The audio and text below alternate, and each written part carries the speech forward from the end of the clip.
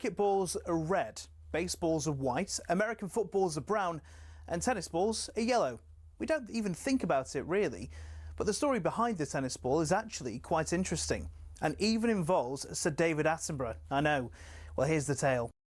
Tennis is widely known to be a French sport. It dates back to the 12th century when people used handmade balls, and it was then called tennis, which is the verb to hold in French.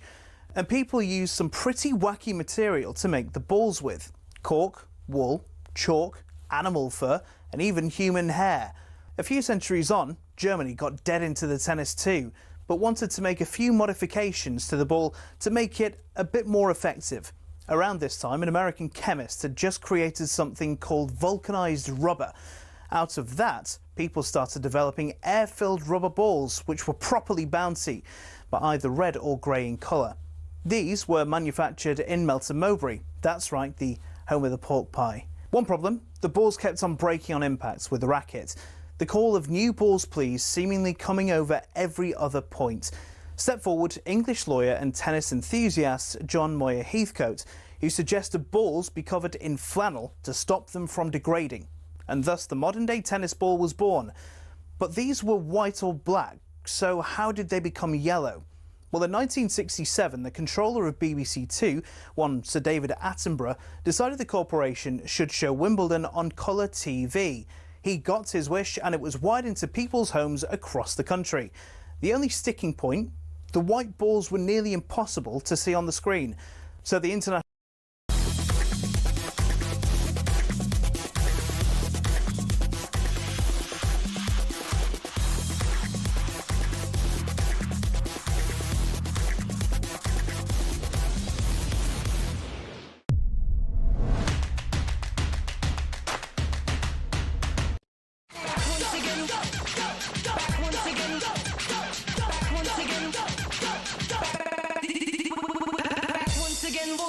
Welcome to it. It's your favourite part of the week.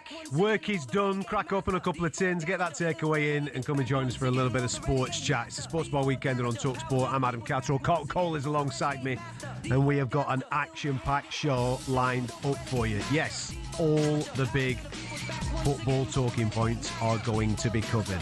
Crystal Palace, eh? That's a press conference and a half, isn't it? Transparency. A good thing or a bad thing? Where's your anger being pointed towards? 03717 223344. Get in contact with the show. That leads us on nicely to actually talk a little bit about Mark Guehi. Liverpool fans, you dropped the ball with that, didn't you? I thought it was a done deal. I thought he was on his way to Anfield. Then all of a sudden, 15 million less than you actually had agreed in the summer. He's now a Man City player. Oof, dropped the ball there.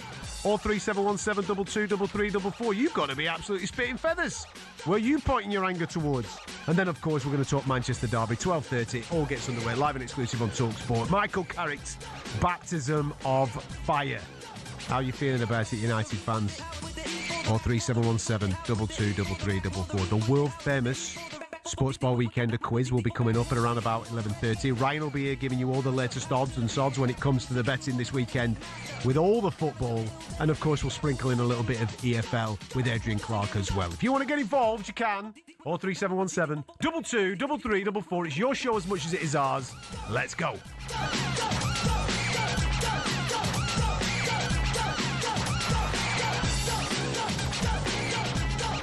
I'll tell you what, right?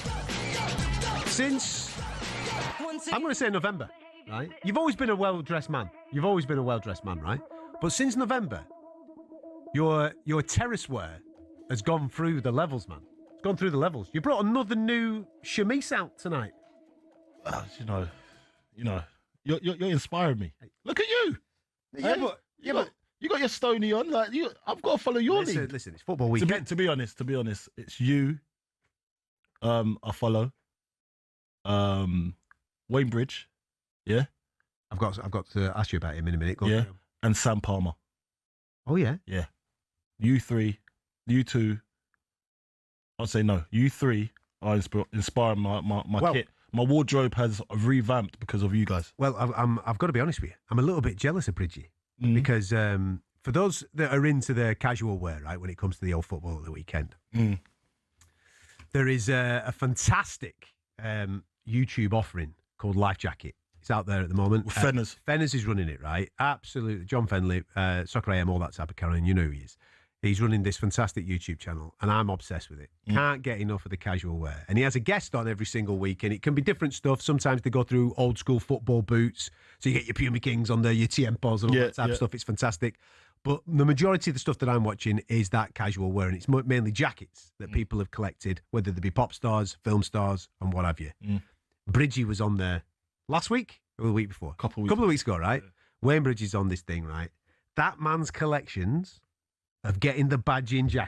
unrivaled.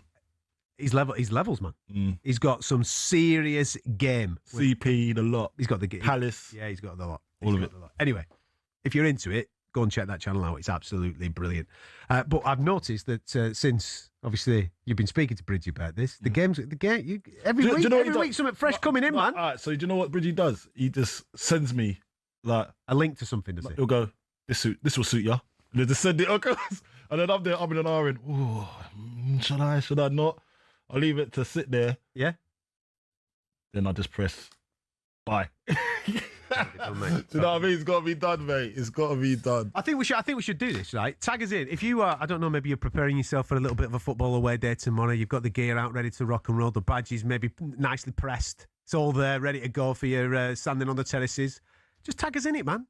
Yeah. Tag us I'd like to see what you got. That's it. Ping us on the old social It's a nice little hobby, isn't it? It's a nice little. Mate, Do you know what it is? It's like if you got a son like later on in life. Yeah. And you got a vintage CP or you got a vintage Stony. Go on, take it, son. Take it. There you go. Get yourself one of them. Go and get. Yeah, you know what I mean. Nice little jacket. It's brilliant, man. Other brands are available as well. Just to let you know. But if you've got a bit of something going on tomorrow, let us know, man. Tag us in something. Get us stuck in on social media on the old Instagram. Now we've got an action-packed show lined up. Let me tell you. As usual, at around about 11:30, we will do the quiz. So if you need something for your WhatsApp groups as you're travelling to your football games throughout the course of the weekend, we've got an absolute banger coming up. We had a worldie last week. He tried to catch us out, didn't he? We FA Cup winners way back from the 1970s. Got to get up earlier than that. Well, today, Matt the Quizzy Rascal is coming. He's coming with both barrels. He's coming like that baddie on Stranger Things, mate. Let me tell you, he's coming for everything today. Mate, so we're going to need some help. He can do all he wants. He ain't getting a win, mate. I'll tell you that. We're gonna need some help. I love the fact that our production team then just buzzed in my ear, Vecna. I know who the baddie is in Stranger Things, right? Never mind. Other people might not, you see. That's why I said... You watch Stranger Things? Yeah, I love it. Is it? Are you not into it? I haven't even got into it. I've never been a sci-fi type of guy, man, right? But I ran out... What's it like? Let's put it this way, right? It's one of them that I only came to because I completed Netflix. I think I watched everything, right? So then I thought, go on, I'll click on it. And then it just started going, man. Is it? Yeah, I got bang into it. There's another one. There's another one. I'll find it for you. But there's another one that's apparently better than Stranger Things. On Netflix or on something else? I'm not sure. I'll find out for you and I'll let you know. And I'll let the masses know. That's what this show's about on a Friday night, you see? It's more of a social. It is a social. Just been speaking about the fashions. We've just been speaking about the fashion stuff. We've been speaking. What have you been up to anyway? What have you been up to? You've been What have I been up to since this week? I've had a quiet week actually. Did a little bit. Yeah. Did a little bit in the boxing world. Had a little bit of a nosy around. Yeah. Next week, mate, I've got Vegas. Oh, it's this guy, man. I'm off to Vegas. Listen, Paddy the Baddie's fighting next week, isn't he? It's outrageous. Got to get out to Vegas and support the boy. You can't just be dropping out. Oh yeah, next week I've got Vegas. Do you know how many people out there is just like saving their life savings to get to Vegas? So then you're just say, oh, just cash. Yeah, I've got Vegas next. Listen, it doesn't matter what's going on anywhere else in the world. Vegas is always the fight capital. Miami next week as well? No, I ain't got that. No. New York. Oh my God, just only messing. Disgusting. Listen, it's a big one. We'll talk about this a little bit more on tomorrow night's Fight Night show as we prepare for a little bit of that. Listen, I've got something for you, right? This might be the greatest press conference that you're going to see this year. I don't think any manager is going to top this. This is what happened a little earlier on today when Mr. Glasner was addressing the press at Crystal Palace. Check this out. My decision has already been taken months ago. I had a meeting with Steve in October, international break, with dinner. Very long talk, and I told him that I will not sign a new contract for Crystal Palace. We agreed at that time that it's the best to keep it between us, and I think this is how confidential we work together, that we could keep it between us for 3 months in the football times where we are in. I told the team today the same, because I think it's important to have clarity, and I don't want to have this question and the players and what's going on, and we had a very busy schedule, and we thought about, and again that's why we didn't want to tell it. Wow. What do you make of all that? Where Oliver Glasner has basically said, I'm off at the end of the summer, which kind of coincides with Mark Guehi moving on to Manchester City in this particular window. Because the last time, remember what happened? It says, if you're going to sell him, I'm leaving now. That's what we'll be. Well, I don't understand. What is this relationship with Mark Guehi? Listen, move on. Keep your job. And Cracker, why do you... He's your best defender. He's your best player. Yeah, but it doesn't mean that you got to move on because he's leaving. Like, you weren't saying this when Eze was leaving, you know? Yeah, but is this not a compound scenario where you've got, obviously, Eze's gone out the door, you've got certain other players that have gone out the door, you've now got Mark Guehi, your captain, going out the door. He has come to Crystal Palace to try and build something, win stuff, as he started last year. Got an opportunity to win stuff this year, but if all your best players are going out the door, that's not a good sign for. Go and get another one. You got to go and get another one. You got to go and get the next best thing. Your job is to make what you have available better and make them challenge. And look, but if he keeps doing that and he keeps building a team that is capable of winning, as he has now proven that they are capable of winning, well, they can't. Surely you should be adding to that if you've got greater ambitions. Okay, ask Mark Guehi if we can go and get 300, go into the boardroom and get 300 grand a week. Yeah. At Crystal Palace, you can't. It's not sustainable at a club like Crystal Palace. You can't do it because they're not going to be able to pay. If the better performing players are going to leave, it's Crystal Palace. So he should know that. So therefore, the better performing managers are going to leave, then, aren't they? So he's gone there. He's done his job with Crystal Palace. Okay, then he's on his way. Yeah, but to better himself next season. Okay, if that's what he thinks he's going to do, he's going to go and better himself. But he's got a great thing. He built something really good at Palace. And the Palace faithful love him. They absolutely love him. So why would you leave that? Or is it? Does he want to just go somewhere else? He might get more money elsewhere. It might be that he might have bigger ambitions. Yeah, there you go. He might have bigger ambitions. Yeah, but I think when a manager has it so good somewhere and he's lauded as the saviour, which he is, why would you want to leave that? I don't know. I think Palace is a brilliant club for him. And I think sometimes, it doesn't work out when you go to a next club. No, the grass isn't always greener, but you've got to try.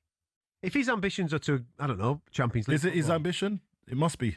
Because after this, that must be it. Or is he just upset that his best players are leaving?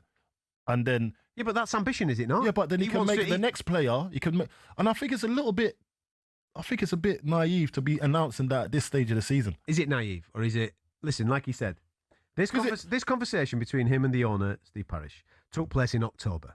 As he said there in that little... So what's changed? Mark Guehi's gone, right? So he is said in October, I'm not signing my contract. This is going to be my last season. I'm moving on at the end of the season. Why is he revealing that now? And is it a good thing? This is the question that I've got for Crystal Palace fans, right? Because when I initially saw this, I thought to myself, oh, this is a bit different. Transparency at a football club. Fans know the score. The fans know that the manager's off. They know that the centre-back's obviously on his way. He's gone.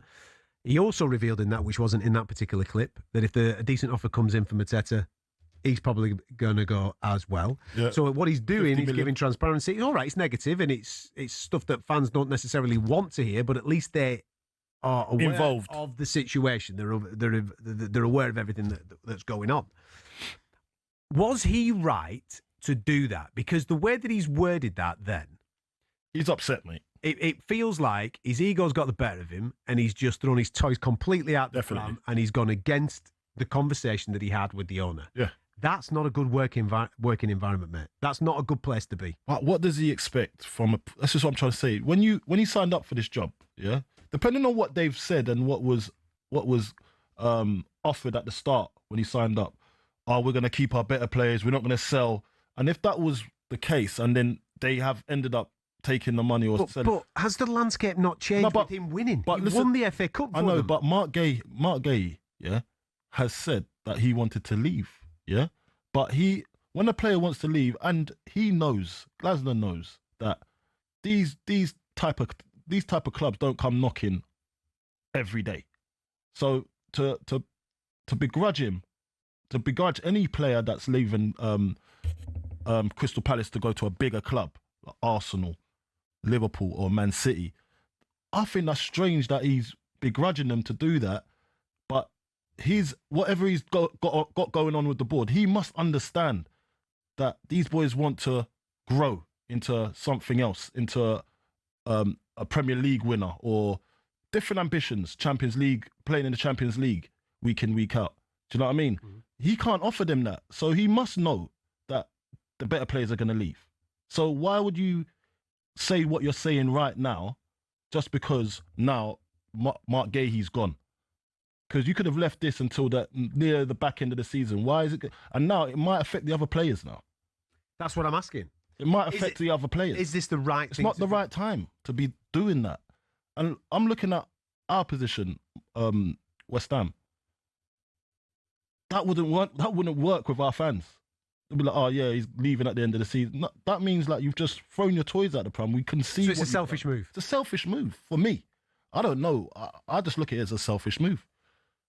Do you see it as a selfish move, or I'd love to see what the Crystal Palace fans think, because I don't agree with doing that so early. It's still January window. Mm. The window's not even closed. And you've still got a chance to win the conference. And you still got to sign players. You still got a chance to sign players. Yes. So now, when you're signing a player, he's like, you're not going to be here at the end of the season. So why am I signing? Why am I going to be with you? Why am I going Palace? So that it's messed up business as well for Palace. Because 3717 22 33 44. You've heard our thoughts, Palace fans. Right thing or wrong thing? Do you like the transparency? Or was Oliver Glasner wrong to announce that he was leaving at the end of the season in today's press conference? Get in contact with the show. Transfer window. Breaking news on talkSPORT with Intuit QuickBooks. Tackle your self-assessment with Intuit QuickBooks. Search QuickBooks to find out more.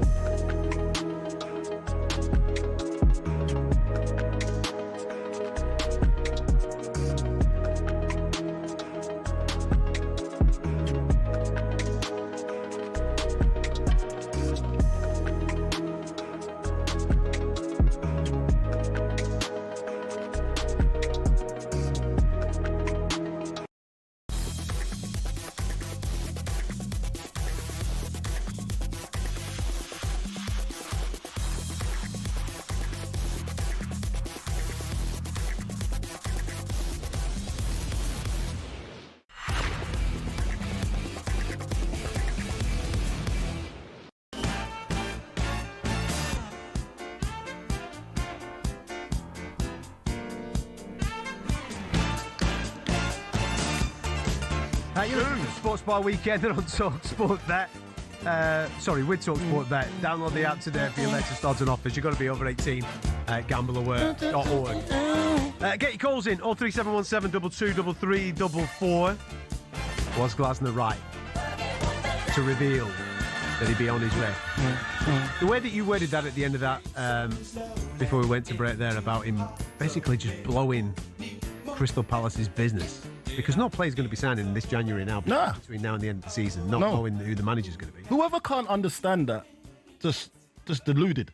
Because how can you have a manager that said, I'm leaving at the end of the season? What type of business are you going to have bringing any players in at any time with no promise of a manager at the end of the season? It's not going to happen. It's not going to happen, mate. No. Not any decent player that's got some longevity in them. Here's one for you. Just whilst we're on this Crystal Palace story, right, and waiting for people to ring in for their opinion. What do you make of Liverpool's involvement in all of this? Because if you remember, at the back end of the summer transfer window, Liverpool had a deal done for Mark Guehi. I think it was 35 million plus add-ons. Guehi had agreed personal terms, and then they left it, and it went on all summer. Got right down to the last couple of days of the transfer window. Then all of a sudden, last minute, I think it was Steve Parish, Crystal Palace, they pulled the deal because they couldn't get a replacement in because Guehi was on his way. Now, fast forward, 4 months? We saw the little hoo-ha they had on the pitch one time. Again, I think it was against Chelsea at Stamford Bridge. Yeah. That you could see there was a little bit of fracas between the two. And I think he went to shake his hand, and then Guehi just went down the tunnel. And then really upset. But then you've got 4 months later, Manchester City come in, 15 million less than the agreed deal that was done 4 months previous. So 20 million plus your add-ons and your sell-on fees and all that type of thing. And he's now signed for Manchester City and on his way there. This has got to be one of the biggest fumbles from Liverpool. Massive fumble. Why did they take all summer to mess about? If Mark Guehi was ready to rock and roll and he'd agreed his personal terms and the deal was rocking, why did they mess about throughout the whole course of that summer, leave it so long in order to create the scenario that they had at the end of that summer window so the player doesn't end up coming and becoming their player? And we've all seen Liverpool's frailties when it comes to defensive situations this year. They need another centre-back. There's no doubt about that. And someone like Mark Guehi would have been a brilliant addition for him. Yeah. And now he's gone to their rivals. Mad. For less dough. Yeah. Absolutely gigantic fumble from whoever was in charge with that. I don't know. Like, even in this window, did they go for him? Do you think they negotiated? Was they at the table? I don't know what the situation is in this particular window in January, but that was definitely the scenario in the summer. And obviously in the summer, they spent an awful amount of cash on strikers. I think they were just trying to get that Isak deal over the line. Yeah, but they'd already signed a striker in Ekitike. They just got greedy. Why did you need 2 of them? You didn't need 2 of them. Why did you need to go and blow all that dough? Why didn't you just go and get the Mark Guehi job done? If you don't concede goals, you're not going to lose games. It's as simple as that, innit? Yeah. Liverpool fans, that's an interesting twist on this, right? I know that we're talking, obviously, Oliver Glasner revealing what he revealed today. But with Mark Guehi going to Manchester City, get in contact with the show. 03717 223344. You must be absolutely livid with whoever is responsible for the recruitment at your football club. Yeah, of course, you've spent big in the summer and you brought in X, Y, and Z. And some of them haven't worked out yet. I'm sure they'll come good at a certain point in the future. But that Mark Guehi deal was done. And because, I don't know, did you push it till the end of the summer because you were trying to save a few quid here, there and everywhere? What was the scenario with that? I don't know, mate. I don't know. It's But if you're a Liverpool fan now, you'd be like, the dude's now at Man City. Yeah, how's that? Playing centre half up there. What the heck's going on? We're desperate for a centre back. What's going on? Yeah, I don't know. I can't even tell you what's going on over there. Phil, welcome to the show. How are you, mate? Evening, lads. How we doing? All right. Phil, you all right, mate? Yeah, if you've got the radio on in the background, mate, just turn it down for us, will you, please, pal? Will do. Yeah, I will. Yeah, I've got you on hands free. That's all. Can you? 1 second. Get that. Sorry, boys. It's all right, mate. Don't you worry. Right, go on then. What did you want to say, Phil? Well, I've got a theory. I'm not a Forest fan. I'm a Leeds fan, and I've just had a theory. I reckon Glasner's come out and done what he's done now, maybe to put his hand in the hat for the Man United job. So he's available. If you know what I mean. Oh, mate, there's no doubt about that.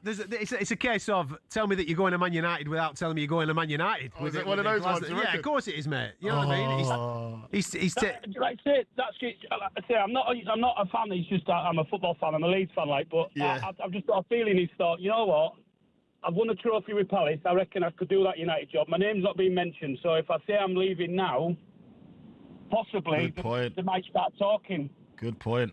Could be. We don't want to speculate too much on here, but yeah, maybe. But the thing is, right, if you're Man United, obviously you've brought in Carrick now. You've got 17 games with Carrick till the end of the season. So he's got an opportunity to shine and do whatever he needs to do. Great stuff for him. But from a Glasner point of view, if you down tools now, that's only going to reflect badly on you. You've got to shine at Crystal Palace between now and the end of the season, haven't you? You've got to go and do the job. You've got to finish the job off. If you win the Conference League, then you're probably in that conversation for a Man United job. Yeah, maybe. Oh, definitely. And if, like you boys have said about players coming to Palace, if it can do well with not many players coming in, and if they lose Mateta, I think they might be in trouble. But if he does well without bringing anyone in, United might look at him and think, hey, you know what? He's been under pressure at Palace. Yeah.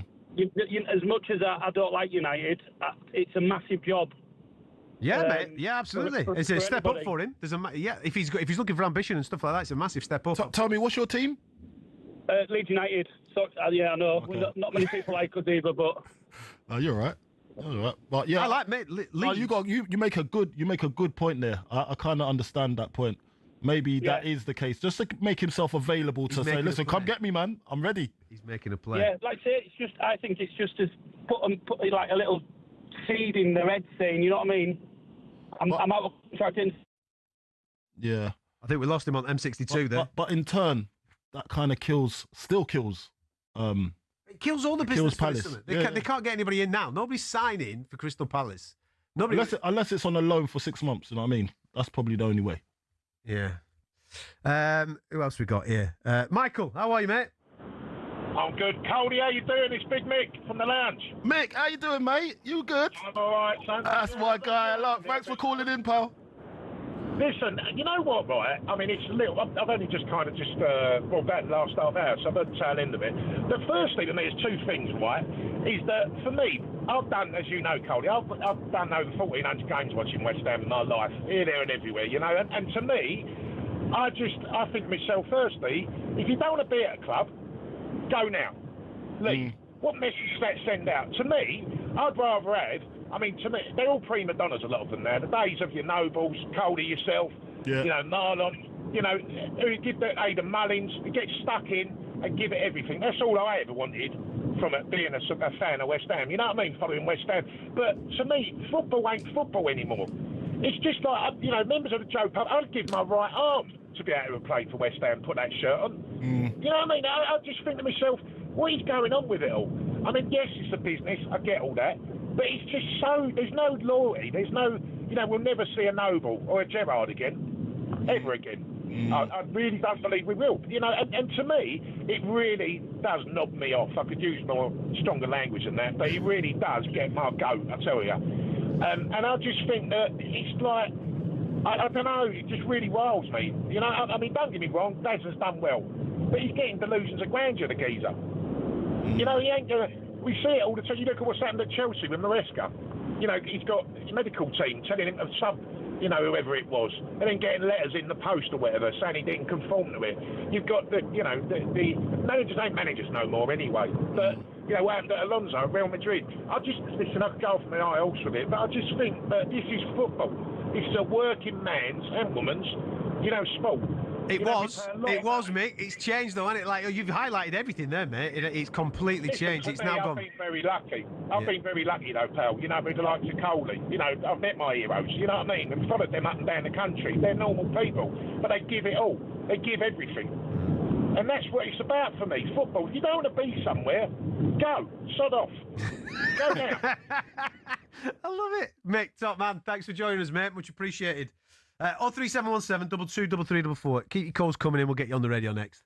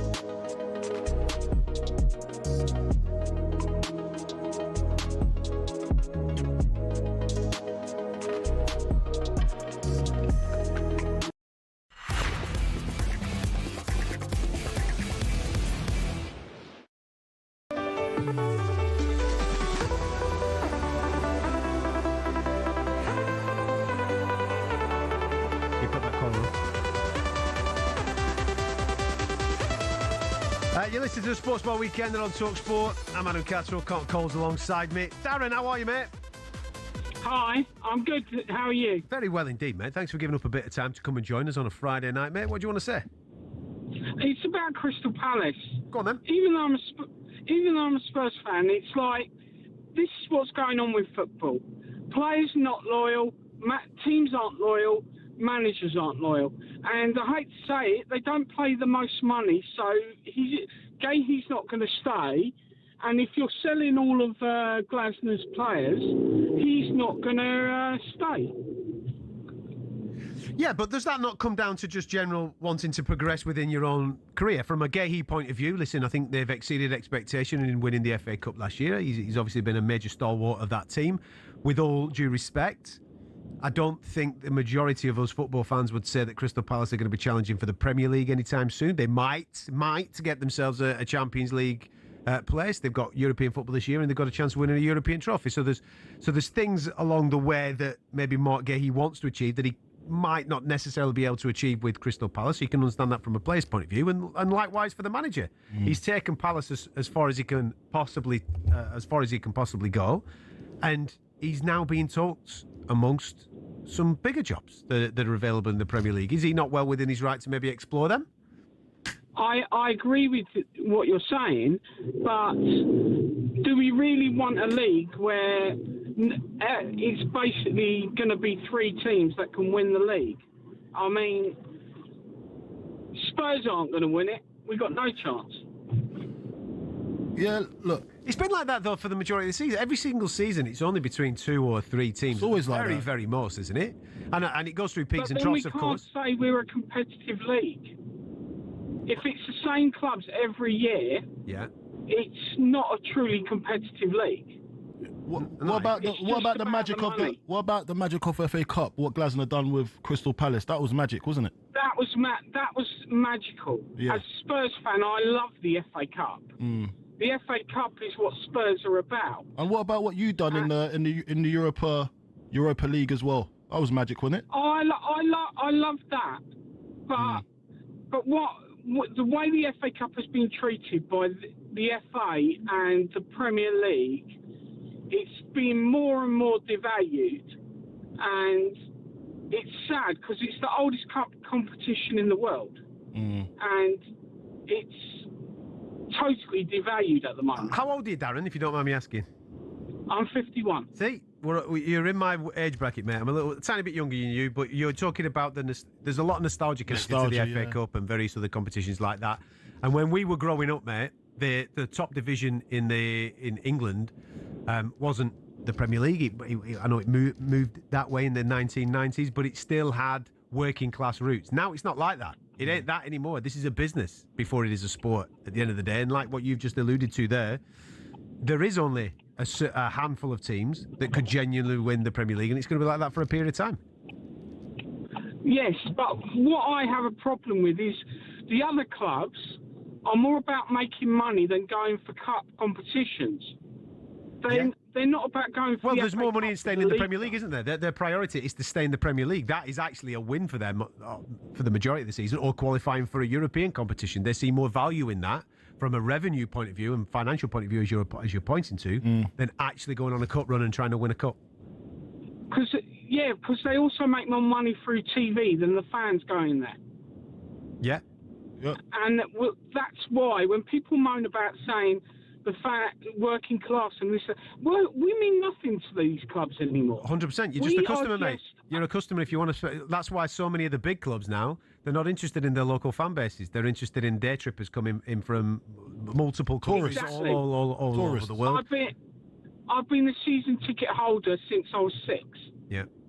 I've gone with my grandfather, and now I go with my friends. And do you know what the sad thing is? Sorry to cut you off, Darren. The sad thing is that you are probably the last of a generation. I mean, maybe, you know what I mean, your kids or whatever, maybe the last of a generation that will experience that, because I can't see that then continuing over the next 10 to 20 years, where people are continuing getting the season tickets, local lads going to the local clubs. The Premier League, this is. I think it'll still work that a little bit further down the food chain, but in the Premier League, that's not going to be the case, where you've got traditions of years upon years upon years upon years, filtering down to my kids and the kids that come after that. Yeah. They're going to continue that because it's going to change. The whole game's changed. It's very expensive as now as well. Massively very expensive. so. And the availability for, let's say, an availability at Manchester United or at Liverpool, Arsenal, very, very difficult, especially when the eyes of the boardrooms are all lit up by, well, hang on a minute, I can sell you a ticket locally for 40, 50 quid, right? Yeah. Or I could give you a package. I could do one of these packages that's going to cost somebody $1,000 to come in and watch this game of football because it's their life's ambition to come in from wherever they're coming in from to come and watch Arsenal play football at the weekend. That is the way. But it dilutes atmospheres at football grounds, which I think everybody's experiencing right now. And it absolutely takes away the real heartbeat of well, look at the World Cup. The World Cup's a massive example for that. Well, that is ridiculous. Exactly. That's how it goes with tickets at the moment. Daniel, how are you, mate? Daniel. Yeah, not bad, gents. You? Yeah, good, man. What do you want to talk about, pal? So basically, obviously seeing all the stuff and the hate that Conor Gallagher's getting on like social media and stuff. Is he getting hate? What's he getting hate for, man? For going to Spurs, being a Chelsea player. So I just think it's ridiculous. He ain't a Chelsea player. He left Chelsea, didn't he? I thought he was coming in from Atletico Madrid. To be fair, they didn't want to get rid of him. I think it was to balance the books. Yeah, that's what I mean. That's what I mean. Like being a Chelsea fan, I think fair play to him. He was loyal to the club, and we wasn't loyal to him. Correct. We sold him to make a profit, and he's just trying to better his career. And there's nothing you can really argue about. What side of the fence is it the Chelsea fans giving him jip, or is it? Yeah, so what I'm seeing is like Chelsea fans saying that he's a traitor and stuff like that, and it's like he's not really, because we treated him disrespectfully. We got rid of him just to make a bit of profit, and exactly. he wanted to stay with the club, but we're the one that pushed him out effectively just to make a bit of ready. And I just wanted to kind of say that I think he's doing what's best for him in a World Cup year to try and make it onto the squad, and I hope he does because he's a brilliant player. I wish he was still at Chelsea. Well said, man. It's nice. That's nice. Yeah, no, it is. It's you know what I mean. Fans like he was alluding to there. Fans are on all the time. He gave his all, didn't he? He gave his all every time, even when he was at Palace. Yeah, listen, that's a factual representation. He didn't want to go. Anyway, what's he going to say? No, I'm not going to say it. What's he going to say? Keep your calls coming. 03717 22 3344. I haven't heard from Liverpool fans. I want to hear from some Liverpool fans regarding this Mark Guehi thing, right? Doesn't concern them, they don't think. Doesn't concern them. It doesn't concern them. It does concern them. You've dropped the ball massively. This is one of the biggest fumbles in Premier League history. He was your player. He was done. And now all of a sudden he's a Manchester City player. He's over there. They're definitely hiding somewhere. They are hiding, mate. Do you remember this is like Willian when he did that medical at one gaff and he turns up at Chelsea? Were it Spurs? Where were it? He went to Spurs. He's pictured with a shirt. Next thing you know, he's walking out for Chelsea. It does happen sometimes. Absolutely ridiculous. It's not that bad, though. That was bad. Wait, what are you talking about? It's not that bad. Mark Guehi had agreed personal terms with Liverpool. Liverpool had agreed a fee of 35 million quid with Crystal Palace. Willian was at the Spurs training ground. The dude was but then he left. Then he left West London. Yeah, but Mark Guehi was doing his Liverpool medical. It was done. I know, but he was there. He ain't wearing red anymore, pal, is he? He's wearing sky blue. 03717 22 3344.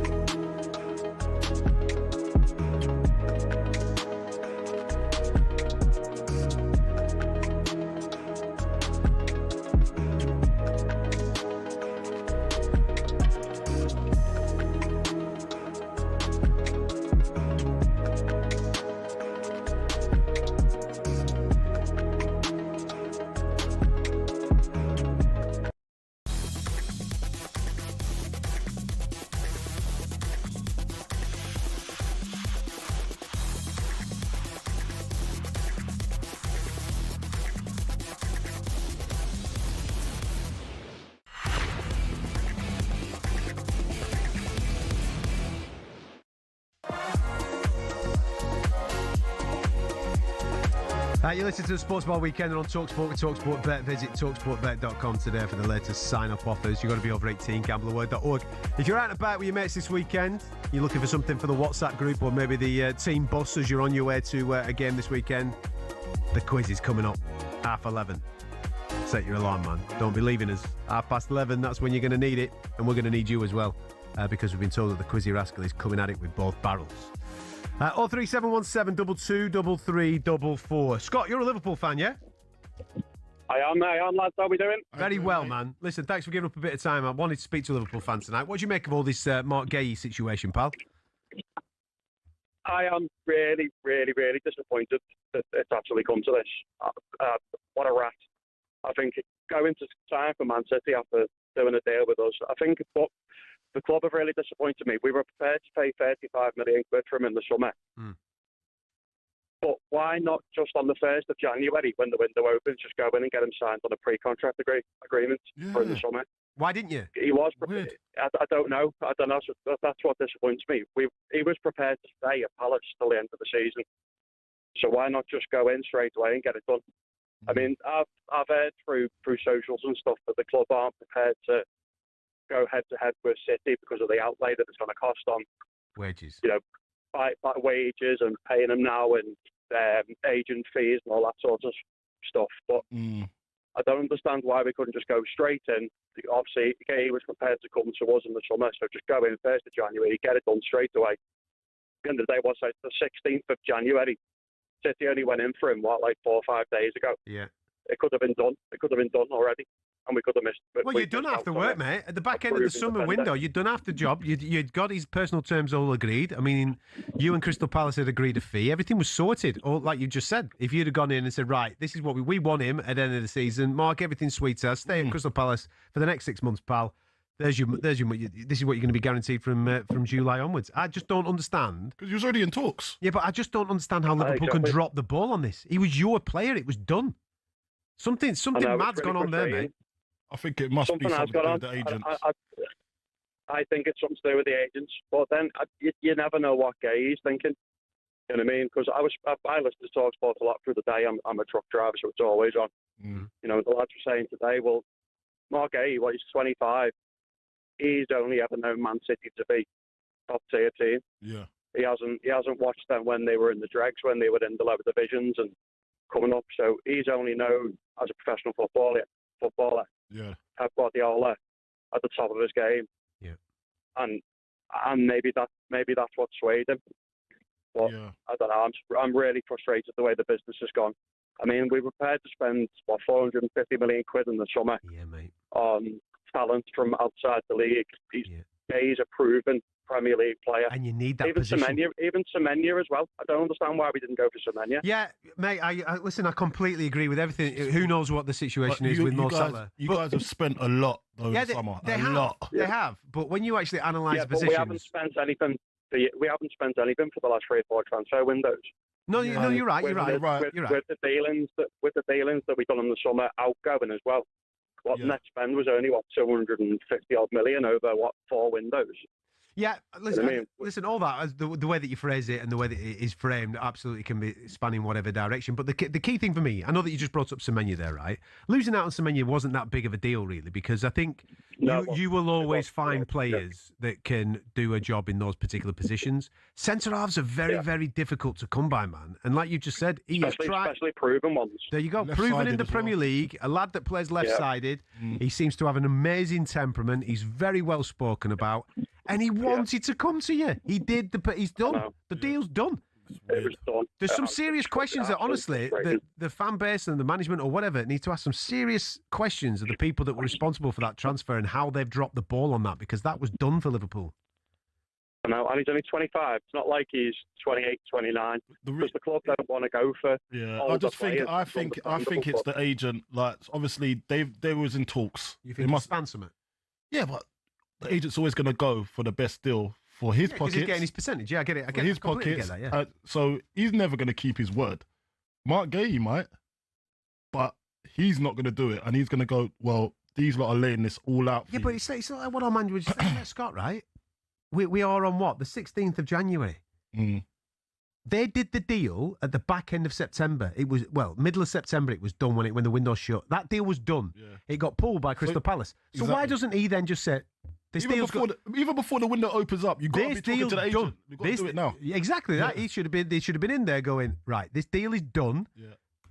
1st of Jan, let's rock and roll, man. Sign this. They obviously didn't want him that bad then. That's how Mate, have you seen that? They need a centre-half. They obviously didn't want him that bad. They probably think that... Because I don't know... There's no other excuse. What other excuse is there?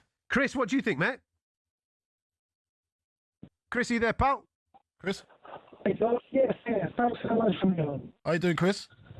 Yeah, good, thanks. Well, I was good until about an hour ago. I think I'm the same as pretty much every other Liverpool fan this evening. I'm hugely disappointed.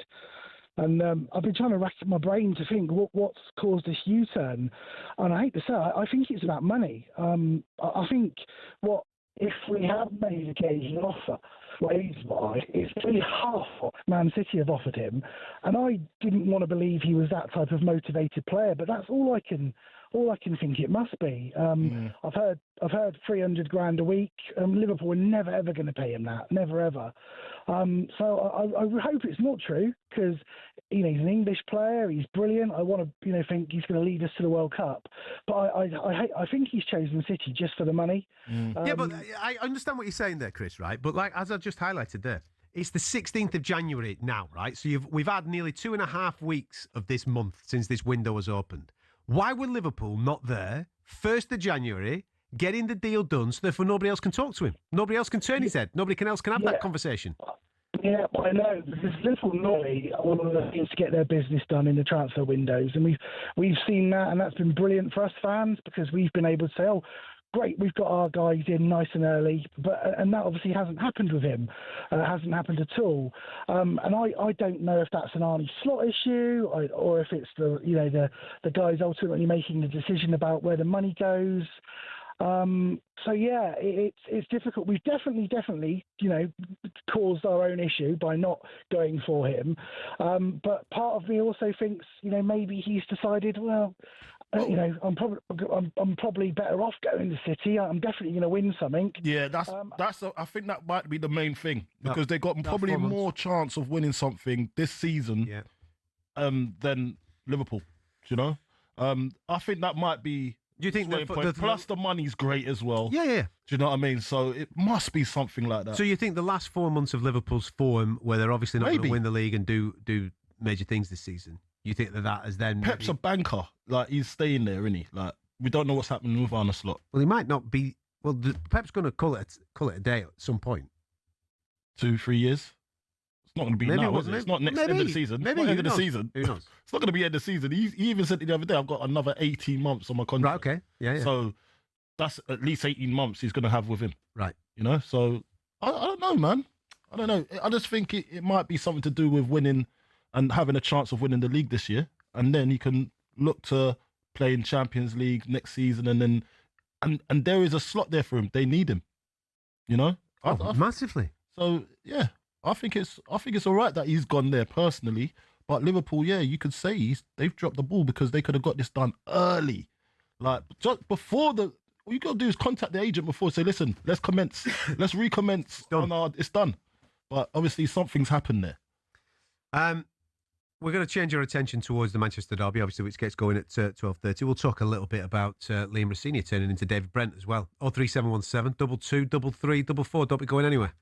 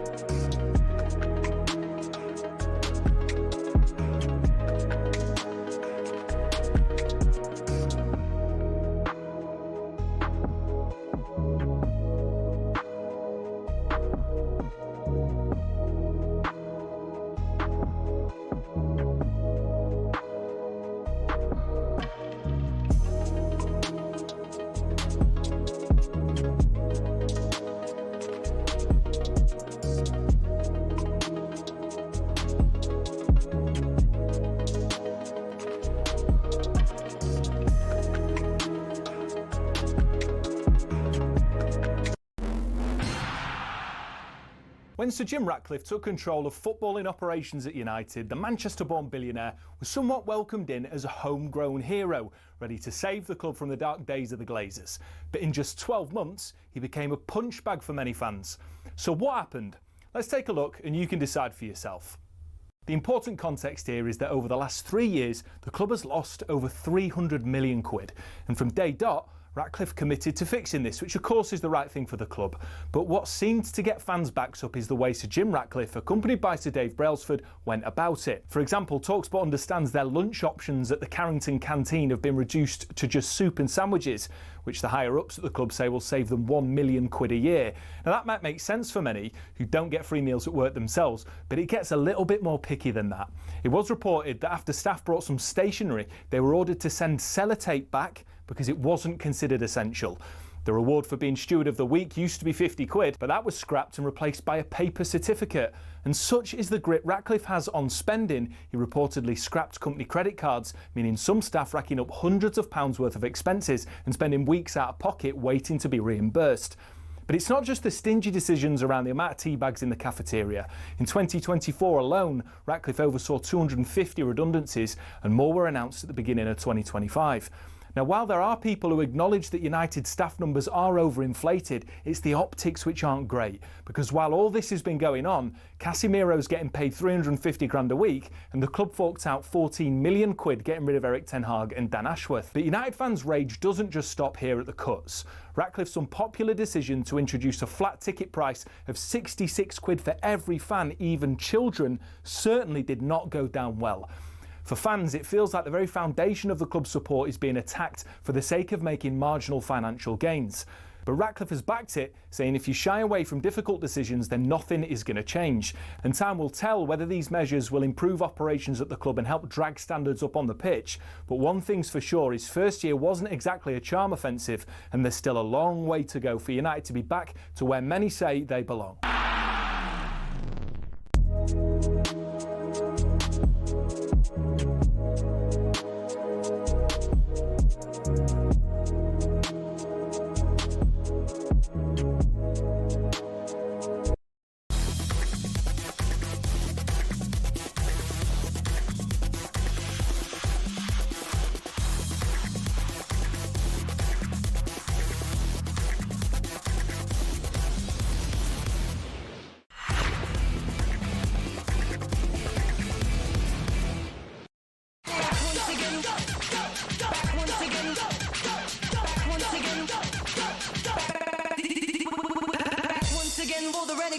You're listening to the Sports Bar Weekend. They're on talkSPORT. I'm Adam Catterall. Carlton Cole alongside me. The quiz is coming up in around about half an hour, so if you want a little bit of football trivia in your life, make sure you stick around for that. We're talking Manchester derby in a moment or two, and of course we'll get all the latest odds with our boy Ryan and the talkSPORT Bet crew. If you want to get involved with the show, you can. 03717 22 33 44.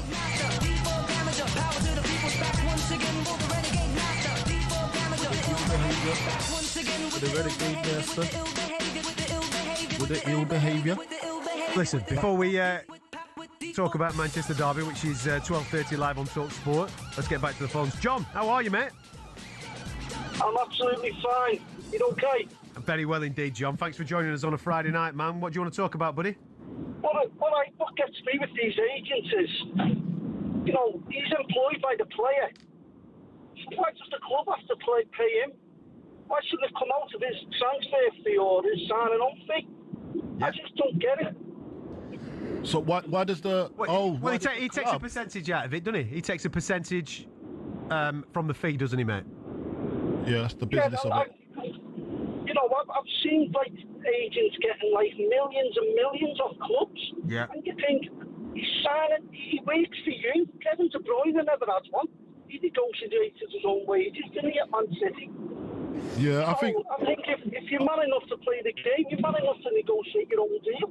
Yeah, no, I think when you get to a certain age, because you got to understand, we're footballers, then we're not business angels, so we don't know the laws, and you can't talk to another club because that you're tapping them up. So you need a mediator in between. So that's what they get paid for, because they know you need that. Yeah. They know you need that, and that's why they charge. And it's the better the relationship with each club is, the more money the agents get. Do you understand? Yeah. Okay. How are you feeling about this transfer, man? Because he was your player in the summer, and then... Oh, mate, I just don't get it. I just, you know, he was ours.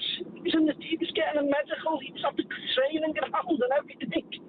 And it's full past all the plug on it, and all of a sudden, he's gone to the other left to hand it all. Yeah, it's a shame. It's a shame because I could picture him in that red jersey, man. It just hasn't happened. I actually couldn't picture him in the Man City shirt. I pictured him in the Liverpool shirt because that's what I see. But then, obviously, Man City got the money and was serious and just said, "Listen, we'll do it. If they're not serious, we'll do it." And they splashed the cash. Nathan, what do you want to talk about, mate? You there, Nathan? I'm an Arsenal fan, as you guys may be made aware. Okay. How you doing? You all right, Yeah, guys? go on, man. Go on, man. You're right. Go on. Go for it. Hello? Hello, Nathan. Hello? Sorry. Apologies. A bit of a delay there. Apologies. Yeah. I'm an Arsenal fan, as you guys may be aware, but I've got a lot of close Liverpool friends of mine.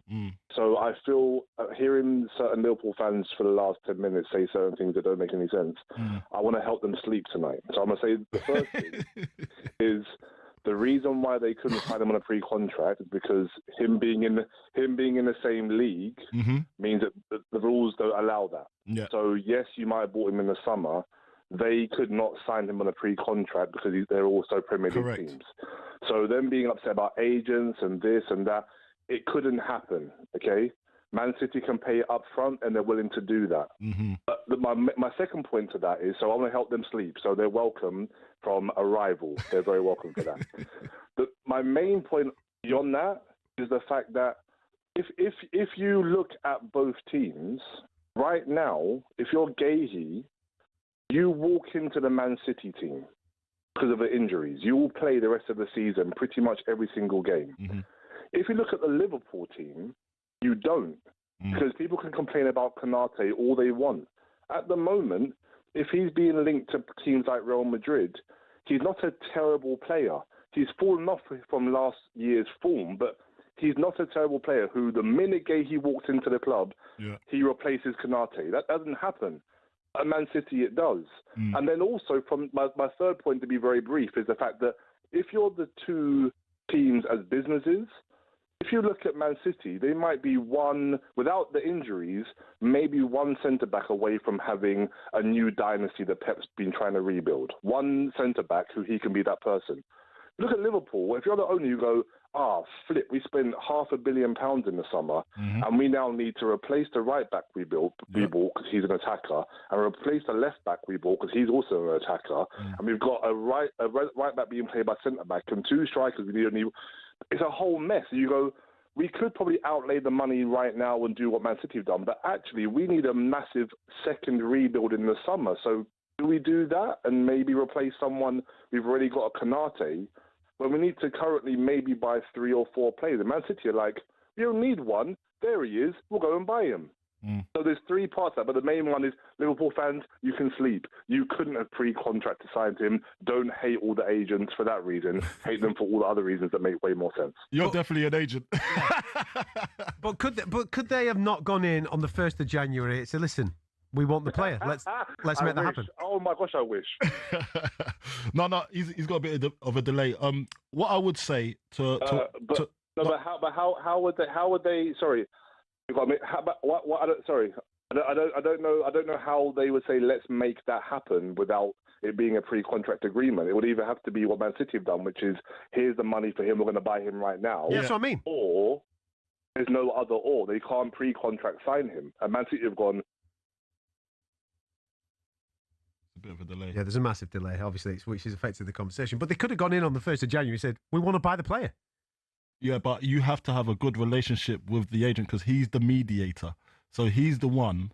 It'll be like, are you serious? Are you about you? But he's obviously talking to other teams, and he's trying to get the best deal for himself. And he probably sat down, and exactly his points were really good, actually. Yeah, very good, very good. So Mark Guehi probably looked at it and thought, well, I could be that catalyst for Pep's team to kick on again. Whereas Remember, I agree. Listen, he's playing on the left centre that's half. Left centre half. Yeah. Van Dijk's there already. Yeah. Do you know what I mean? So Konate's on the other side. Mate, listen, from what you're saying, it actually makes sense. From Mark Guehi's point of view, he has made the right decision. Yeah, 100%. 100%. That's not the argument that I'm but making. I know Liverpool. I'm making the argument that Liverpool, when the people in their board, the people in charge of their finances and their transfers, they have dropped the ball because they had the player. Most definitely. They dropped it. And even if we go further back, why did they wait all summer? If they wanted him, why wait all summer? You made an offer. You made that. It wasn't a priority for them, obviously. Yeah, but they did the deal at the end of the window. It's obviously part of the priority. Do it earlier. For January, it would have been priority for January if it was, but it obviously wasn't. Snooze, you lose, mate. Something's happened there. That's what I'm saying. Something's to do with the agent. I'm telling you. Manchester Derby tomorrow, 12:30 kickoff, right? Yeah. Michael Carrick's first gig in charge. Yeah. Tasty. What do you reckon? I think it's a hard one to come into. Man City are gonna. Yeah, he's just had two new very good signings. Semenyo's he's already played, but it's just a nice welcoming party for Guehi. I don't know if he's gonna be around it. What do you make of Carrick getting the gig first and foremost? I just think I don't know what Man United fans think, but I look at it, I think there's no direction again. You know, I think what he's coming into is, okay, we'll do this for another 6 months, and then it's just putting a pause on something that there's no plan after that. You know, there's no plan. It's just pausing something. Yep. So I don't know what the Man United fans think, but this is a nice taster for them because it's nostalgia. It's a nostalgia project. Bring Michael Carrick in, get the fans on our side. But is there any substance behind it? Is there any plan after that? You know, I just think it's just a sweetener just for now. And it's a great opportunity for Michael Carrick. Oh, massive. But this is the problem. This is the problem, right? So he's got 17 games. That's it. He's in charge for 17 games. That's how many Man United are playing between now and the end of the season, right? So he has 17 games. If he does well in that 17 games, is he in the conversation to get the gig? Now, if he is in the conversation, if that is open, I mean, we don't know whether that's open or not, right? But if it is open, that is not planning from Manchester United. It's not. Manchester United should know now what's going on. This is what we're doing. Summer. Because they're already calling him an interim. So they're not fully sold on him. So they've gone, right, you're our interim manager now for 17 games. Thank you very much, Michael. Go and steady the ship. Go and get this crowd pumping. Let's play on your stature here at Manchester United. Just make us feel good. Make us feel good, mate. Yeah. Whatever happens, even if you qualify for the Champions League, pal, it's not your gig, right? Do you reckon they've said that? No, but that's what should be going on in their head if they have a plan. Because if they don't have, they're going to be sat there, if they don't have a plan, thinking, well, if Michael Carrick goes really, really well, we'll give him the gig. But they probably are thinking that. But why are they thinking that? That's not the way they should be thinking. Proper football clubs have infrastructure at the top level, and they have a plan of how they want that football club to be looking over the next 2 to 3 to 4 to 5 years. Yeah. They don't jump ship when they're in the plan. And they've not even... We're in the middle of the plan. In the middle of the plan. No. So he's brought in his players, Amarim. So now, whoever comes in has to work with the players. Michael Carrick's working with those lads now for 17 games, yeah. Are they going to bring anybody else in? Is there a plan to bring a player in? Because that's going to be odd. No player's going to go to Manchester United at this stage because they don't know if Michael Carrick's going to be the manager this time next year. So he's got to pull a rabbit out of the hat, basically. He's got to make sure these boys are playing the best football to the end of the season. But maybe he does. They'll probably just give it to him and say, listen, you go again. Definitely, because it's worked this far, so go again. Next season, we'll give you a new contract. That's probably what's going to happen. That's what they've done before. They've done that with Solskjaer. But that is not direction. We know that, but that's how Man United operate at the moment. That's just how it is. That's how they operate. We know that for a fact because we've seen the evidence, and they've just done it again. The project, they've told us this guy, Amarim's got another 3 years. Yeah. They told everyone that. Yeah. And then all of a sudden you sacked him. So what's happening there? I know you probably couldn't, and it was unbearable for some Man United fans to see what Amarim was doing, and it wasn't working out. and they've just pulled the plug. But they've pulled the plug with no plan. That is the problem. Well, they pulled the plug because of that press conference that he had at Leeds, didn't he? When he basically called him out. And that was a plan for him because he wanted to get sacked. He wanted to get sacked, and that was a new thing. So getting sacked is the new norm because you're going to get paid out, well, whether it's 10 to 20 million, whatever they're getting for the severance fee. So that is the new norm because it was unbearable for him. He couldn't turn this. He could have admitted himself he can't turn his team into what he wanted, obviously. So now he's looking at it and he's thinking, bingo, I've won here, but Man United are in the mess. So Man United have to, because you can't have, the Man United board can't have the manager slating you or giving you a hard time. It can't happen. So you have to get rid of him. So he won there. But at the same time, if you're going to sack him, you have to have that plan. Okay, what does this look like for the next 2 years or 3 years? What we planned. What's after this now? Do we start again? What are we going to just go for interim for the next 6 months and then give him the job at the end? And I think that's what's going to happen. So it's just going to drag on again. We're going to speak to Man United fan Ryan next. Don't be going anywhere.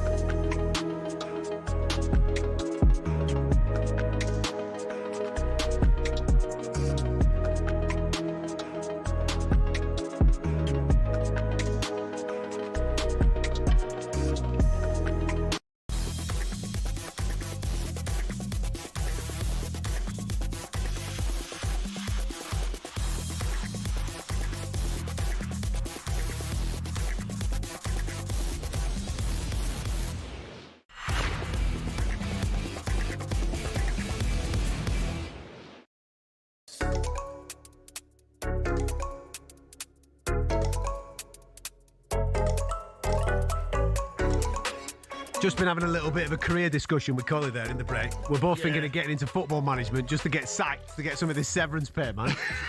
You see, listen, I could be terrible at football management as long as you get a little bit of severance pay at the back end. It's sweet, isn't it? Yeah, throw my name in the mud. I don't care. I've got my cash at the end. Couple of mil? I tell you one man here now who's going to have a few opinions about this blockbuster game at 12:30. Ryan, how are you, my man? Rhino. Bring it on with TalkSport Bet. Download the app or visit talksportbet.com for exclusive offers and bonuses. 18 plus, gambleaware.org. Go on. How are you, big boy? Here they are, the boys. Good evening, lads. You're good. All right, mate. Yeah. You got a severance fee down at TalkSport? Yeah. If I speak out against the bosses today, you might get we're quids in, lads, and I'll take us away. Good lad.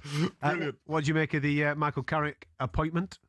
Look, I want to. What I'll say first is I'm going to back him and wish him all the best. And I love him as a player. Here he is, politician. But, go on, politician. In answer to your question, absolute shambles. I hate it. I just think it is just the case in point as to where Manchester United are right now. We are in a time loop. We're in a time machine. How am I here again when Michael Carrick is in the dugout? And the only reason why he's got the job, essentially, is because he's played for Manchester United. And some of the fan base are satisfied with that. Yeah. Like, I'm having this crisis at the moment, this kind of out-of-body experience as a Man United fan, where I just don't know what... I don't know where I am. I just don't know where I am. I don't know what I'm supposed to be pleased with. Am I supposed to be happy there's a legend back in the dugout? You still support the club, right? You still support the club. Yeah, of course. Listen, of course. I want Manchester United to do well. Want us to qualify for the Champions League. I wish Michael Carrick all the best. But let's be honest, it's a punt. It's a hit and hope, this, with Michael Carrick. There's no way the board know this is going to work. And like you said, as we went to the break, Catman, more than likely the board don't know what they're doing here, and they don't have another replacement lined up. Or, if they've done that, they've made that decision over the past week. You can't tell me there's a plan to win the Premier League in the next 2 years, 5 years, 10 years, when you've basically winged last month. There's just no way. So I'm unpacking some stuff here, but... It's just for me as a United fan. It's just shambolic right now. If he wins, let's say he wins 12 of 17 games, right? Does he get the gig? This is it, and this we're here again. It's the same as Ole Gunnar Solskjaer. You'd be silly not to consider him, but they've put themselves in this place where they've tied their hands now. If Michael Carrick does fantastically well, then. And they don't give him the job, there'll be pockets of the fan base that say, how stupid of you. And then there'll be other the fan base will be divided now, no matter what, for the next season, essentially. So it's a real tough situation, tough scenario they've put themselves in here. I would opt to, no matter what, don't give him the job.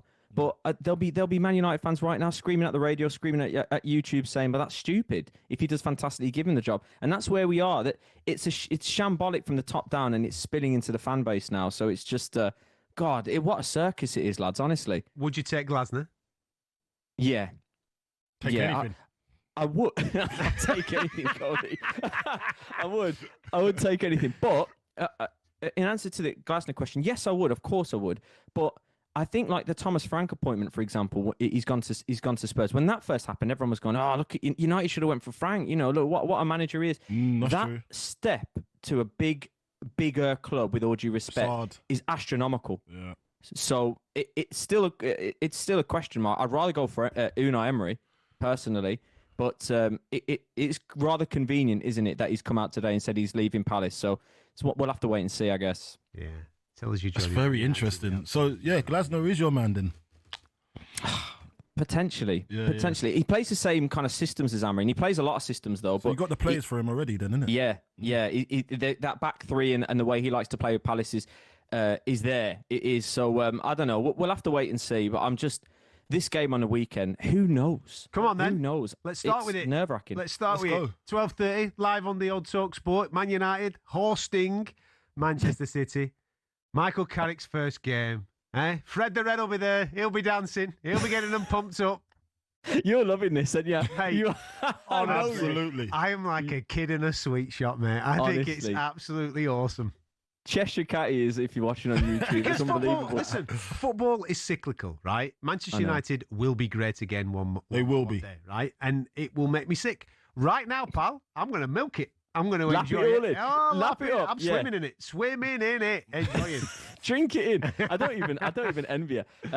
Honestly, so we talked enough about United. City, obviously, 10-1 winners in the Cup. They got a W at St James's Park as well, and they're desperate to keep the pressure on Arsenal, really, aren't they? And the only thing that United fans can take pleasure in at the moment is derailing a Man City title charge. So it is a big game. It really is. And City are the favourites, of course. They're just shy of evens right now. I've not shocked you both by saying they're the favourites. United at Old Trafford are 13-5. We thought the crowd would be mighty and get behind Fletcher against Brighton. It didn't work. It's not enough anymore. So Carrick he has his work cut out and he has to hit the ground running. It's going to be so difficult for him. Even the draw here is 3-1. One thing I will say is talkSPORT Bet.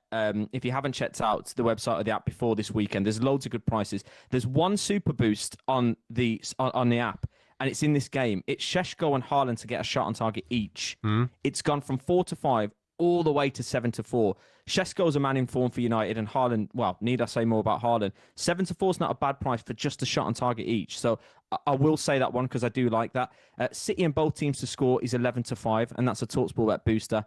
You mentioned Semenyo. Anytime he's also a booster at 2-1.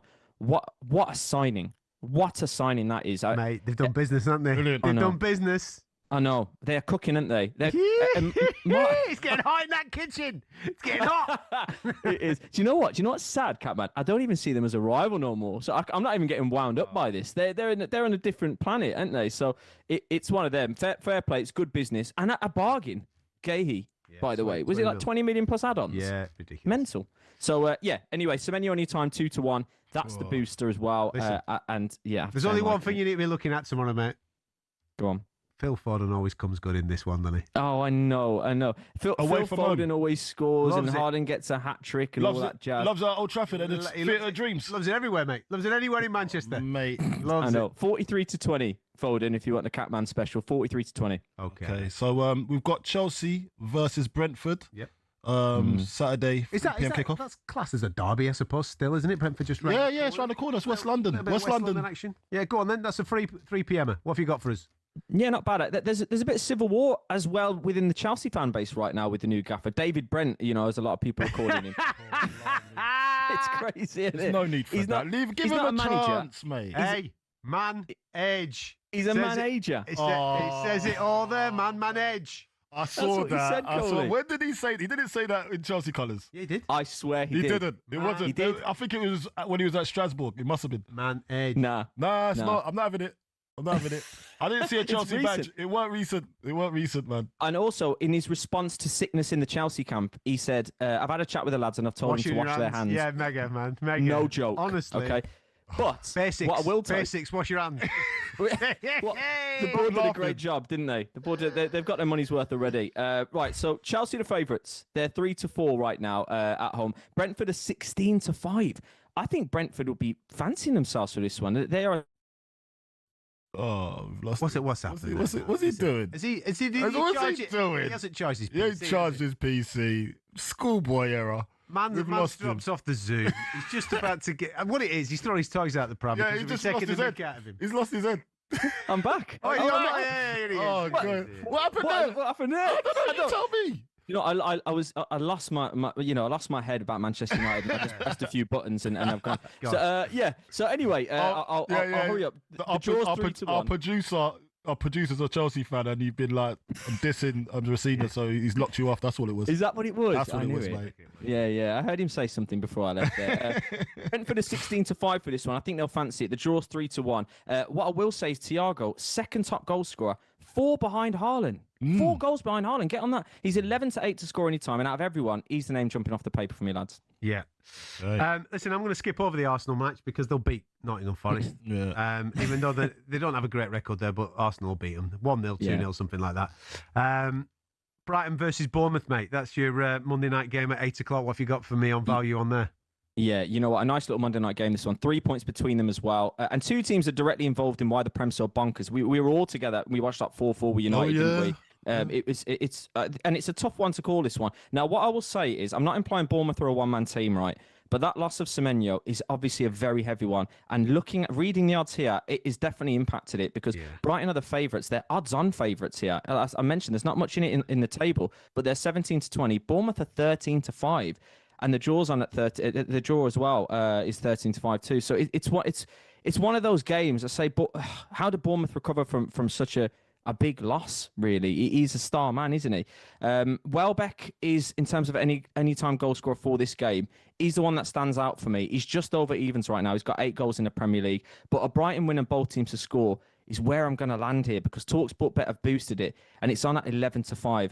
You can get a 1-up early payout for Bournemouth as well. If Bournemouth go 1-up, talkSPORT Bet will pay out, and that's not too far off evens. But I'll go Brighton to win and both teams to score, lads. I think this is going to be a cracker for a Monday night game. I really do. It's going to be a tough one to call. Did you notice there that we stayed away from Spurs West Ham? Looked after you there, didn't we, Collie? You know what I mean? Last thing you want is him dishing your team after we've just dissed his. Yeah. The El Sakiko. Oh, he's got all in. He's got in. That's what they're calling it, Coley. I'm not calling it that. That's what they are calling it. Listen, mate. Listen. It's who we are, mate. It's who we are, mate. No, Nuno's a favourite to go, you know. Leave me alone, man. Yeah. I've been going through it lately. That's Leave me alone. We'll just watch the game without any odds or anything like that. Exactly, please. I know. I've just got to pull myself back up or something. The Brighton-Bournemouth, the draw is 29-10. So I misquoted there. So there you go. Right. Yeah, that's going to be a tough one, Coley. I don't know which manager survives at the end of the weekend, but he's probably going to be resting on that game. Rhino, do me a favour. I'm not saying nothing, Rhino. I don't even know what you're saying. No comment. Right, no comment. Listen, do yourself a favour, right? Stay off social media at 12:30 tomorrow, pal. Did you see it? We're coming. Did you see him? We're coming for him, mate. Oh my gosh! Honestly, did you see him complaining when he blew up on social media the other day? I lost my head. He lost his head. Go on. He lost his head. Do you want to explain yourself or not? No. We've had this talk on Wednesday. We had this talk on Wednesday. I had a rant on my Insta. I completely lost my head. I don't usually do that. I like to keep my cool. Yeah. It was funny, man. Listen, I was going to put laughing emojis underneath your comments, but I thought you should have. I was going to do it, but I just left it alone. You should have. Listen, I'm staying off social media and I'm watching the game from behind the sofa. So I will take your advice, Catman. No worries, mate. I'll see you at 2:30 on Instagram. Yeah. See you then. See you later. Top man. There you go. There's all your latest odds with talkSPORT Bet. Terms and conditions do apply. You got to be over 18. Gambleaway.org. Bring it on with talkSPORT Bet. Download the app or visit talksportbet.com for exclusive offers and bonuses. 18 plus. Gambleaware.org. Now then, it's that time of the night. Quiz coming up in a minute. After a little bit of a trip round Europe, that's coming up next.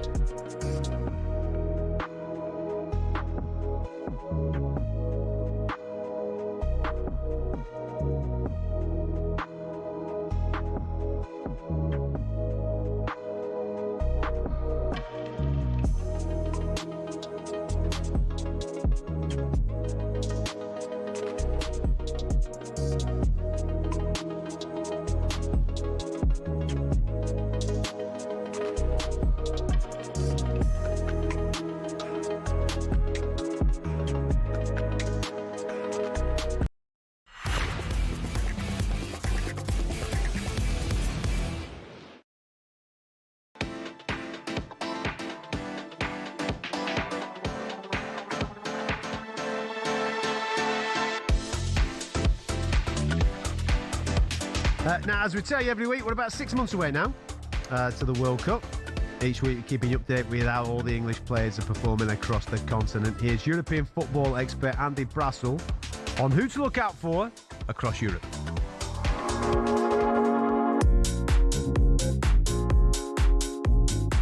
It's been a good week for Harry Kane, hitting the 20-goal mark for the season in the Bundesliga last weekend against Wolfsburg, and then giving a virtuoso performance in Bayern's win at Köln in the week. Trust me, I was there and it was brilliant. The England captain came face-to-face in that game with a young Englishman making his home debut, and Jemai Simpson-Pusey gave a great account of himself. Last year's Premier League 2 Player of the Year and Köln faced Mainz in a big Saturday afternoon meeting of current strugglers, while Kane and company were involved in the game of the weekend away at Leipzig on Saturday night. Jude Bellingham, by the way, gave a great assist to help Serhou Guirassy break his Borussia Dortmund goal drought in the win over Werder Bremen in midweek, and the second-place team faced second-bottom St. Pauli next on Saturday.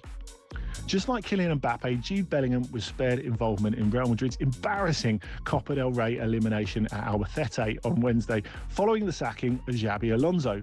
But he will play in Alvaro Arbeloa's first home game as coach, the early match on Saturday against struggling Levante. Barcelona and Marcus Rashford go to revitalise Real Sociedad on Sunday evening. They are safely through to the Copa quarter-finals, by the way, with Rashford starting and playing 67 minutes in the win away at Racing Santander. Tyler Morton and Ainsley Maitland-Niles continue Lyon's Champions League push at home to Brest on Sunday night. Marseille are only 2 points ahead of them after a rough recent one, though Mason Greenwood scored a hat-trick in the 9-0 Coupe de France win at Bayeux in the week, and they go to Angers. Charlie Cresswell, who has been heavily linked with a move to Wolfsburg this week, is still expected to play in Toulouse's game at home to Nice on Saturday as stands. Finally, Milan host Lecce at San Siro on Sunday night. They came from a goal down to win at Cesc Fabregas's Como on Thursday, with Fikayo Tomori playing the whole game and Ruben Loftus-Cheek coming on for the last 20 in a victory which kept them in second, just 3 points adrift of leaders Inter. For a more in-depth view on all that's happening across European football, make sure you're tuning into Trans-Europe Express with Danny Kelly and Andy Brassel, 9 o'clock Sunday evening. You can also listen to the best bits of Danny Kelly's Trans-Europe Express podcast, which is available every week on the talkSPORT app or via your favourite podcast platforms. Now, before the Quizzy Rascal gets here and dishes out tonight's question, he's got a little bit of a cheeky grin on his face there. He thinks he's bringing both barrels. I know that we overlooked in the odds scenario. He's stretching backstage. He is. He's on it, mate. He's on it. Stretching backstage. He's ready to go. West Ham Spurs this weekend, mate. Come on. Let's address it. How you feeling? 2-1 West Ham. That it? Is that what you want to say on the matter? That's it. Let's move on. Tired. How are you feeling about the situation at the West Ham at the moment, mate? 'Cause it's not. Yeah, listen, mate. It's not ideal, is it? It's not ideal, but so we're gonna try with every fibre in our body. Yeah. You got some lads coming in over January. We're gonna try and get out of this.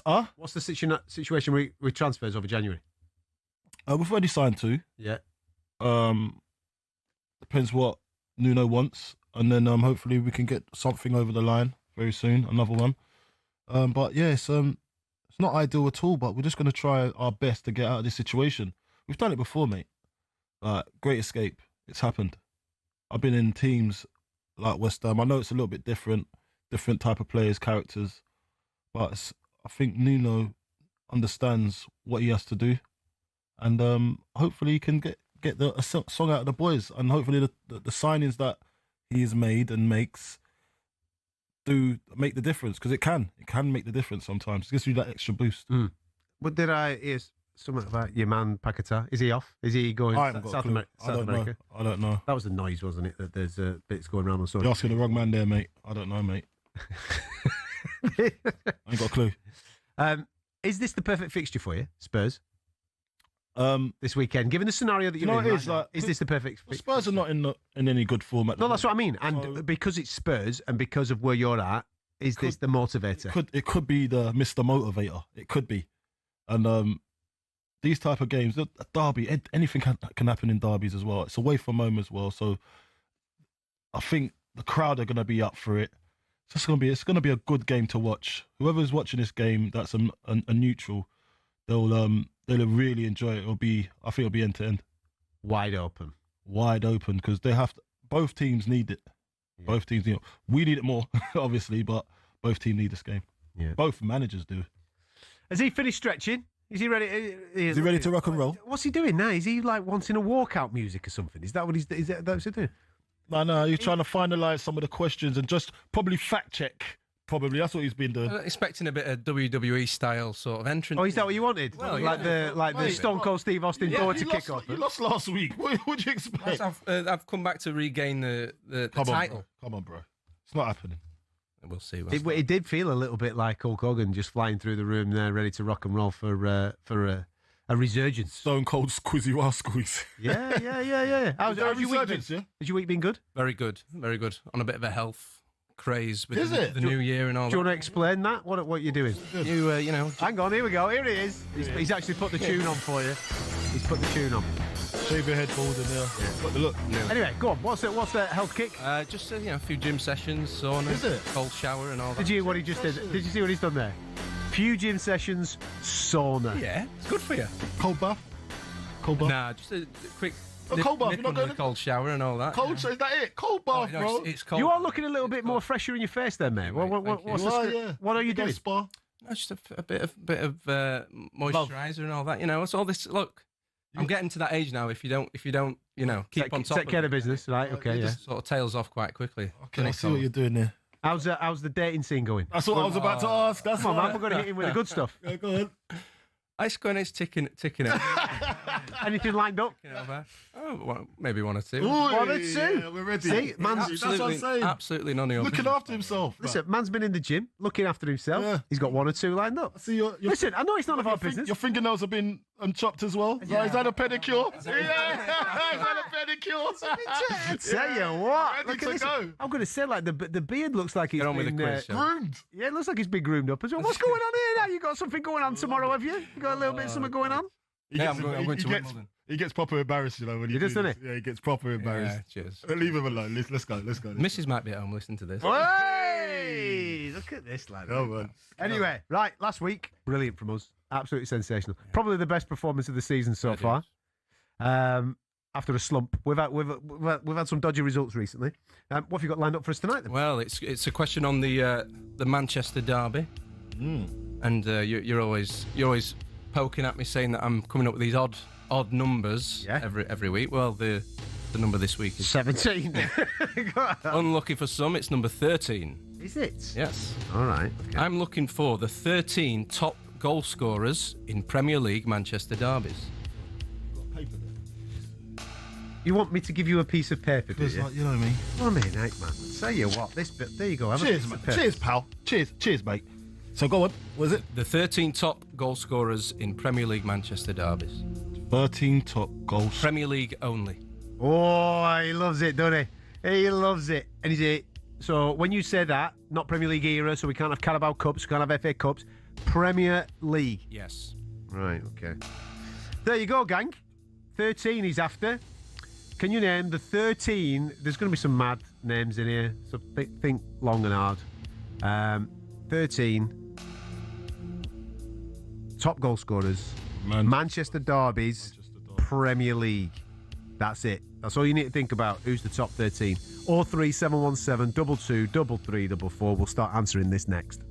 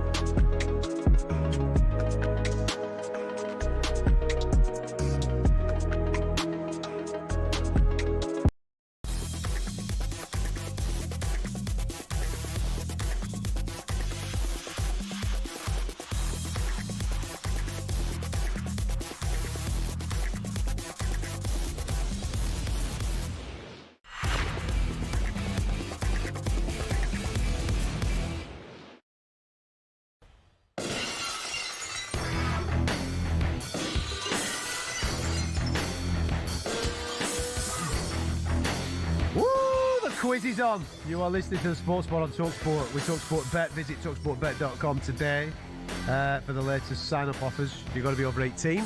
Gambleaware.org. Matt the Quizzy Rascal has asked for Stone Cold Steve Austin walkout music for every time now he's on the quiz. Hence the tune that we're playing right now. Got to live up to that type of hype. Yes. Live up to that type of hype. The question tonight, can you name the top 13 Manchester Derby goal scorers in the Premier League era? Got to be Premier League goals, can't be Carabao Cup, can't be FA Cup, can't be any other meetings. It's got to be purely Premier League. Top 13, can you name them? 03717223344. I think we'll leave this to everybody else. We've written down a few names here, so let's get them ticked off as we're going along. Richard, welcome to the show. How are you, mate? Not bad, thanks yourself. Yeah, man. What's going on this weekend? This weekend we've got a ton of stuff playing with the kids. So you've got swimming and soft play and a birthday meal and all kinds of stuff. So birthday meal for one of yours or somebody else's? No, my niece. You're only in it. All right, your niece there, mate. Okay, pal. Well, you've got an action-packed weekend there, mate. A little bit of soft playing there as well. Do you join in? Do you get down the slides, mate, or are you one of them to observe it? No, you got to go in. Yes, that's the right answer. On the slides? Mate, no, I used to do this all the time. When my little girl in particular. Is it? Yeah, got to get in there, mate. Get down the slides, get on the rope swings, get stuck in some netting somewhere. Brilliant, mate. Brilliant. Mate, I do not. It's too much, mate. It's too much. I'm too big. Yeah, that's fair. You will get too stuck. big, man. I'll get stuck. Anyway, Rich, what have you got for us on the quiz, mate? Well, it's actually one of hard man. Don't tell me we just lost his signal. Richard, are you there? Richard, you there? Yes. You're breaking Signals up. all over, mate. Oh, no. I'll tell you what, we'll try and get Richard back. We've lost him. We've got, though, Ed, how are you? Hi, mate. Yeah, I'm good, mate. Are you? Sound, pal. What's going on this weekend? I got work tomorrow. I'm a bartender at Leeds United. Oh, are you? Yeah. And then on Sunday, just go to the pub with my mates, play a bit of pool, maybe a bit of Love that. Works in the pub, socialises in the pub. He is the pub. Good man. So, whereabouts in is it Ellen Road? Yeah. Are you in the ground somewhere? One of the bars in the ground in the corporate? Mate, yeah. I'm in East Ham. Oh, hospitality or? Nah, just kiosk, mate. Good lad. Oh, kiosk. Good lad. Serving the proper punters. Get it on there, man. Beautiful stuff. What have you got for us on the quiz, Ed? I was thinking, because he played for both, Carlos Tevez. Oh, right. Just let me hold him for a second. I'm just trying to think of a Derby goal that Tevez scored, and I can't think of one. I think I Can you remember him scoring a Derby goal? I can't remember a Derby goal for Tevez. No? No, he wasn't in the six when it were six away. Can you remember a Derby goal? No, I can't. But I just think it's Carlos Tevez. Listen, I don't think it's going to be a massive amount of goal numbers. I think it might be two and three might get you in there because it's a derby. But I can't remember him scoring one. Sal, what do you reckon? Wayne Rooney. Yeah, mate. Go on, mate. Yeah, everybody remembers the Rooney overhead kick. He's done it a couple of times in big games. He scored a couple at the Etihad as well. Yeah, I'm ready for that, mate. You do that. You got to lock it in. Can I give you another one? You got to lock it in. You got to lock that one in. Lock that one in. Say the magic words. Lock it in. Bosh. Yes. Where is he? So Rooney's joint top with 8. So you're going to tell us a player then? Rooney is joint top with 8 Premier League goals in Manchester. Premier League. In Manchester Derby. That's pretty good going for was that? Superb, mate. Why aren't you changing the colours? What's the matter with you? Look at him. He just sits there enjoying the show. Does our man here, Jack? Listen, you're in charge of these people. Come on.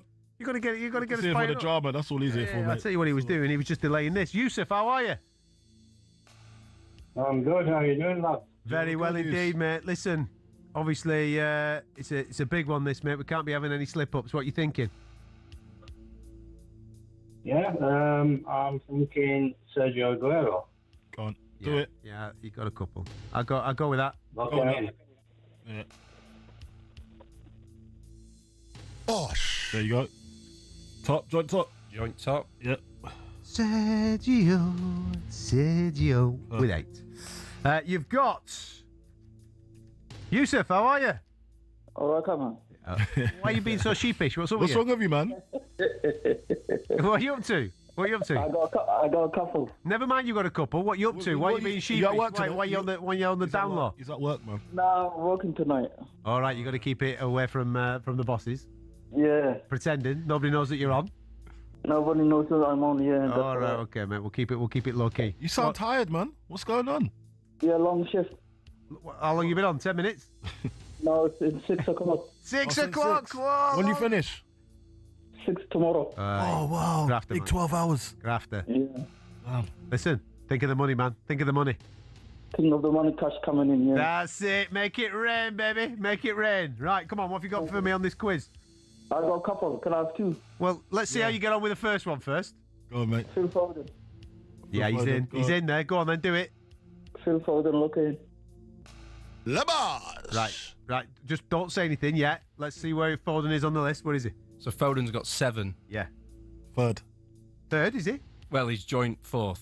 Joint 4th. Oh, is there another 8? There's another 8. Right, hang on a minute. Wait a minute.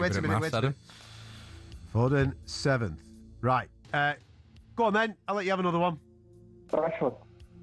Marcus Rashford. I think Rashford's in there. Go on then, do it. Lucky Rashford. Bosh. Nice work, mate. Nice work. Go on. Where is he? Rashford is joint 6th with 5. Yeah, I remember that scoring an absolute blockbuster at the Etihad. Right.